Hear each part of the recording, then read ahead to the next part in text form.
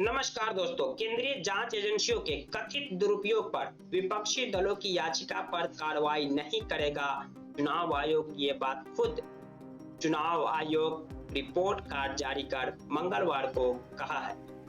तो अब सवाल उठता है कि केंद्रीय जांच एजेंसियों के दुरुपयोग पर विपक्षी दलों की याचिका पर चुनाव आयोग कोई हस्तक्षेप नहीं करेगा, कोई कार्रवाई नहीं करेगा, तो फिर विपक्ष की मदद कौन करेगा? क्या हमारी भारतीय मीडिया जो पहले से ही गोद में बैठी हुई है और दिन रात 400 के पार पर डिबेट कर रही है? चलिए हम सबसे पहले जान लेते हैं कि विपक्षी दलों ने चुनाव आयोग से याचिका दायर कर क्या मांग की थी। अपोजिशन पार्टी ने चुनाव आयोग से याचिका दायर कर यह मांग की थी कि इस समय देश में आदर्श आचार संहिता लागू है। ऐसे समय में सभी पॉलिटिकल पार्टी अपने चुनाव प्रचार प्रसार में लगे रहते हैं। सभी जो पॉलिटिकल लीडर है वो अपने अपने कैंडिडेट के लिए चुनाव प्रचार कर रहे होते हैं और ऐसे समय में केंद्रीय जांच एजेंसियां इन पॉलिटिकल लीडर को, इन पॉलिटिकल पार्टियों को लगातार समन भेज रही है, उन्हें नोटिस भेज रही है, इन कैंडिडेट को लगातार नोटिस भेज रही है, उन्हें समन पर बुला रही है। तो वो फिर प्रचार प्रसार कैसे करेंगे? और वो प्रचार प्रसार पूरी तौर पर नहीं कर पाएंगे तो फिर ये लेवल ऑफ प्ले फील्ड कहाँ हुआ? यानी कि सभी को एक समान मौका कहाँ मिला? चुनावी आदर्श आचार संहिता कहती है कि चुनाव आयोग ऐसी व्यवस्था कायम करेगी जहां पर सभी कैंडिडेट को, सभी पॉलिटिकल पार्टी को एक जैसा माहौल देगी। लेकिन अगर विपक्षी पार्टियों को, नेताओं को बार बार समन पर बुलाए, उन्हें ईडी सीबीआई के नोटिस आए, इनकम टैक्स के रेड पड़े, तो फिर वो इन सब चीजों में व्यस्त रहेंगे। तो फिर वो पॉलिटिकल एक्टिविटी कब करेंगे? वो कब चुनाव प्रचार करेंगे? कब वो चुनावी कैंपेन करेंगे? इसी को लेकर के विपक्षी पार्टी ने याचिका दायर कहा था कि जो केंद्रीय जांच एजेंसियों का सरकार दुरुपयोग कर रही है, इस पर रोक लगाई जाए। लेकिन चुनाव आयोग ने कहा कि हम इसमें हस्तक्षेप नहीं करेंगे, हम केंद्रीय जांच एजेंसियों की कार्रवाई पर रोक नहीं लगाएंगे। तो अब सवाल उठता है कि विपक्ष की मदद कौन करेगा? क्या भारतीय मीडिया जो पहले से ही जाकर गोद में बैठी हुई है, दिन और रात 400 के पार पर डिबेट कर रही है? हम आपको बता दें, किसी भी देश की स्वस्थ डेमोक्रेसी होने के लिए, स्वस्थ लोकतंत्र होने के लिए वहाँ मजबूत विपक्ष का होना अति आवश्यक है। अगर मजबूत विपक्ष नहीं होते हैं तो वो देश तानाशाही की ओर घसीटा जाता है। वहाँ जो सरकार होती है वो डिक्टेटर की तरह रिएक्ट करने लगती है।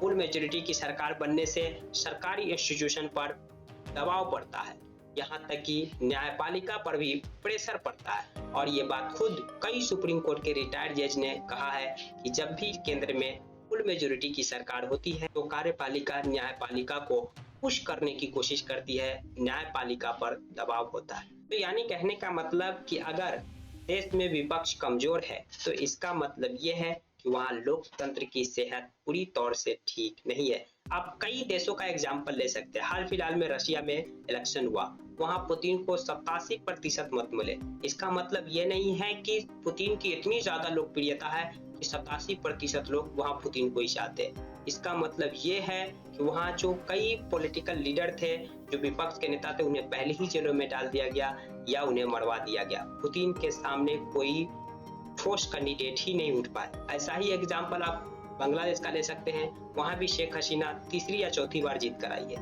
वहाँ भी उन्हें 50% से ज्यादा मत मिले, वहाँ भी विपक्ष को चुनाव से पहले ही जेलों में डाला गया। और ऐसा ही कुछ हाल अपने देश का भी है। इस समय भी देश में चुनाव हो रहा है और विपक्ष के मुख्यमंत्रियों को, नेताओं को जेल में डाला जा रहा है। ऐसे समय में जिम्मेदारी जनता की बनती है कि देश में ऐसी सरकार बनाए जो स्थिर हो, लेकिन वो फुल मेजोरिटी से ना हो। फुल मेजोरिटी की सरकार बनने से सरकार डिक्टेटरशिप की तरह रिएक्ट करने लगती है।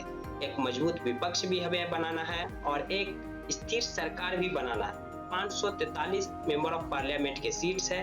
किसी भी पार्टी को सरकार बनाने के लिए, किसी भी गठबंधन को सरकार बनाने के लिए 272 सीटों की जरूरत है। तो हम फिर 400 के पार पर डिबेट क्यों कर रहे हैं? हमें तो 272 सीटों पर ध्यान रखना है कि हमें एक ऐसी स्थिर सरकार बनानी जिसे 272 या उससे 2, 4, 5, 10 सीटें ज्यादा हो, न कि इतनी सीटें हो कि वो डिक्टेटरशिप की तरह रिएक्ट करे और ऑपोजिशन हाशिए पर चले जाए, उनके पास ये ताकत ही नहीं बचे कि वो सरकार से सवाल पूछे। हमें यह डिसाइड करना है कि हमें अपने लोकतंत्र को स्वस्थ रखना है या उनकी जो तबीयत कुछ खराब चल रही है और ज्यादा उन्हें बीमार होने देना। जानकारी पसंद आई तो प्लीज वीडियो को लाइक कर दीजिए, चैनल को सब्सक्राइब कर दीजिए। Thank you watching.